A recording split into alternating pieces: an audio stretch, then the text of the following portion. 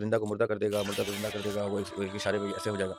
वो वाक़ईतन टेक्नोलॉजी की ही कोई ताकत दिखाई। विज़ुअल इफ़ेक्ट्स हैं, बल्कि ये जो न्यूक्लियर ताकत है और ये सारा कुछ है जो वाक़ईतन कुछ करने के अब देखिए दुनिया के खित्ते में वो ब्लास्ट हो जाए। दुनिया 20 दफ़ा तबाह। सारी चीज़ें इंतज़ार करके दिखाएगा, चाहे वो फिर टेक्नोलॉजिकली फूल नहीं कर रहा आपको, वो फिज़िकली कर आज भी ना क़यामत दिखी अगर तो फिर मैं सोचता हूँ कोई बात डॉक्टर साहब मरहूम का ज़िक्र किया कि उनके दौर में उन्होंने कहा कि 70s के दौर में वो बच्चे की विलादत हो चुकी है और वो 33-40 के एज में वो आएगा। मुझे तो लगता है कि चाहे मलहमुल कुबरा आ जाए, आर्मागेडन आ जाए, ये वर्ल्ड वॉर 3 हो जाए, मुझे तो अल्लाह ताला शहादत नसीब करे, मैं निकलूँ, मैं नहीं देख सकता वो दौर। मैं उस वक़्त से पहले चला जाऊँ तो अच्छा है और शहादत के रास्ते से जाऊँ। या हम सब लोग जो ये इस शऊर को पहुँचते हैं, वो उस दौर से किसी न किसी हवाले से इसलिए सिर्फ़ इसलिए खौफ़ज़दा है, वरना अल्लाह ताला के मौजज़ात का दौर है, कौन नहीं देखना चाहेगा मेहदी अलैहिस्सलाम आ जाएँ, ईसा अलैहिस्सलाम आ जाएँ। हम लोग तो किताबों में और बड़ों की गुफ्तगू में ही उनको देख पाए हैं। कौन नहीं चाहता कि ईसा अलैहिस्सलाम को देखे? मेरी तो वैसे ही बड़ी दिली मोहब्बत है ईसा अलैहिस्सलाम से और अहले बैत अलैहिस्सलाम से। लेकिन वो जैसे मैंने आपसे कहा ना क़यामत की निशानियाँ एक आईना बन के आती हैं। वो तो आईने से एक हद आगे चले जाएँगे, वो तो तलवार बन के आएँगे, जिस पे हमारे जैसों की गर्दनें होंगी। दज्जाल के बारे में जो गुफ्तगू है ना कि वो ज़िंदा को मुर्दा कर देगा, मुर्दा को ज़िंदा कर देगा, वो एक इशारे में ऐसे हो जाएगा। वो वाक़ईतन टेक्नोलॉजी की ही कोई ताकत हमें दिखाई दी है क्योंकि टेक्नोलॉजी अब ऐसी स्ट्रेंज सतह पे पहुँच गई है कि अब आप किसी भी चीज़ पे यकीन नहीं कर सकते और करने को आपको हर चीज़ इतनी क्लियर नज़र आती है कि आप यकीन ना करके भी बेवकूफ़ दिखाई देते हैं अपने आप को कि यार अब इससे ज़्यादा मैं क्या ये तो दिख रहा है सामने, इस पे भी मैंने शक करना है।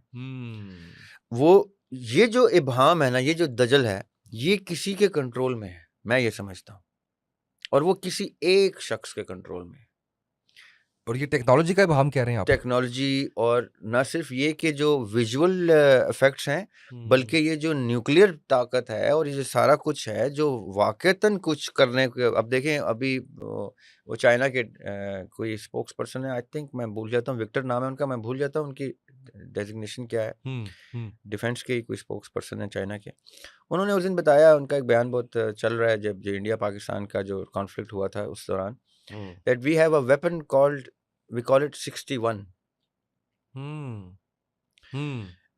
and the reason why we call it 61 is because we have 60 nuclear weapons and one hydrogen bomb. That's why we call it 61. अब हाइड्रोजन बॉम्ब के बारे में ये कहा जाता है सामा भाई कि जिस भी दुनिया के खित्ते में वो ब्लास्ट हो जाए, दुनिया 20 दफ़ा तबाह हो जाएगी। अब अगर हम इमेजिन करें, जो कि हम कर भी नहीं सकते, कि 10-15 न्यूक्लियर वेपन कितने दुनिया में ताबकारी फैला सकते हैं, तो हाइड्रोजन बम क्या करेगा? ये वही क़यामत है, ये वही तबाही है, ये वही दख़ान है जो शराइत जो निशानियाँ हैं क़यामत की। तो ये किसी एक के कंट्रोल में है ना? ऐसे ही है। चाहे वो चाइना के हेड ऑफ़ स्टेट के कंट्रोल में हो या चाइना को प्रोवोक करने वाले के कंट्रोल में हो, जो चाइना को प्रोवोक कर दे करने पे। कोई एक शख्स है जो बाकायदा तौर पे मैं समझता हूँ नमूदार होगा। जब वो ये बेहतर समझेगा कि अब दुनिया मेरे पूरे कंट्रोल में है। अब मैं वाक़ईतन ज़िंदा को मुर्दा और मुर्दा को ज़िंदा कर सकता हूँ। अब मैं वाक़ईतन जन्नत और जहन्नुम दिखा सकता हूँ वो लोगों देर को। बाद भी ज़िंदा मुर्दा के हो रहे हैं ना? बिल्कुल हो रहे हैं। मैं तो ये समझता हूँ उसामा भाई कि कोई भी हमारे दीन की खूबसूरती ये है कि अगर मैं सामरी को पढ़ता हूँ कि वो कोई ऐसा मंज़र दिखाता था, तो मैं मानता हूँ कि वो मंज़र दिखाता था। अगर मेरा दीन कहता है कि इब्राहीम अलैहिस्सलाम ने इस्माईल अलैहिस्सलाम के गले पे छुरी चलाई, तो चलाई है। यस।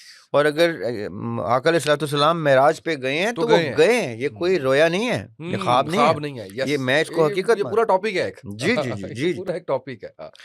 और अगर नाउज़ुबिल्लाह अस्तग़फ़िरुल्लाह मैं उसको ख्वाब मान लेता हूँ, तो मैं नबी के साथ बड़ी वो अजीब चीज़ एसोसिएट कर रहा हूँ कि वो ख्वाब जो है वो आके सुना रहे हैं और मैं जन्नत में दो लोग देखे हैं, दोज़ख में लोग देखे हैं और बेतहाशा डिटेल्स हैं। नमाज़ों का पूरा कॉन्सेप्ट है, 50 नमाज़ें लेके आते हैं, तो मूसा अलैहिस्सलाम कहते हैं वापस जाओ। मेराज का बहुत खूबसूरत एक जी, जी, मंज़रनामा जी, है। जी। बिल्कुल, आप बिल्कुल। अचानक से उसको ख्वाब बना के मेरे नबी की इतनी बड़ी अब ये भी गुफ्तगू हुआ है, ये भी वैसे। जी, जी, जी, हाँ, जी। रिसेंट टाइम्स में हाँ, ज़्यादा हाँ। इसको ज़्यादा इसको अगर तो आपने वाक़ईतन हमारे दीन की हर बात को जैसे कि हमें बचपन की तरबियत है, हकीकत मानना है, मिनवन।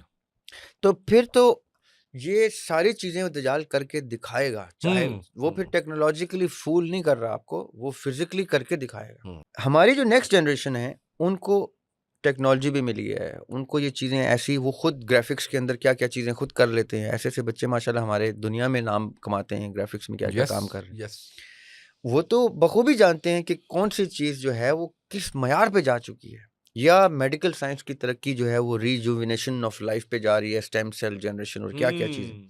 तो अख्तर उस्मान साहब की एक गज़ल है, उसकी ज़मीन में मैंने कुछ शेर कहे थे कि कितना हसीन ख्वाब था मैं कुन से पेशतर, कितना हसीन ख्वाब था मैं कुन से पेशतर, ऐ ज़िंदगी वो ख्वाब तेरे बाद है कि नहीं। और इसमें जो जिस शेर की तरफ मैं तवज्जो लाना चाह रहा हूँ कि अब इसके बाद भी ना क़यामत दिखी अगर, अब इसके बाद भी, हम हर दफ़ा यही सोचते हैं, अब इसके बाद भी ना क़यामत दिखी अगर, तो फिर मैं सोचता हूँ कोई बाद है कि नहीं।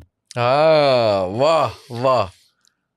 हम लोग हर दौर में, जैसे मैंने डॉक्टर साहब मरहूम का जिक्र किया कि उनके दौर में उन्होंने कहा कि 70s के दौर में वो बच्चे की विलादत हो चुकी है और वो 33-40 के एज में वो आएगा, तो वो 2000 अर्ली 2000 में इमेजिन कर रहे थे कि मेहदी इस्लाम आ जाएंगे। तो हम जब छोटे थे तो हमारे दौर के उस वक्त के स्कॉलर्स भी यही इमेजिन करते थे, बताते थे कि अब बस आए कि आए मेहदी इस्लाम। अब भी हमें यही लगता है कि अब आए कि आए मेहदी इस्लाम। मैं ये समझता हूँ हमें अपने नेक्स्ट जनरेशन्स के लिए ये बात करनी निहायत ज़रूरी है कि जिस तरह हम अभी आए के कॉन्सेप्ट के ऊपर अपने आप को तैयार करते हैं, आपने भी यही करना है।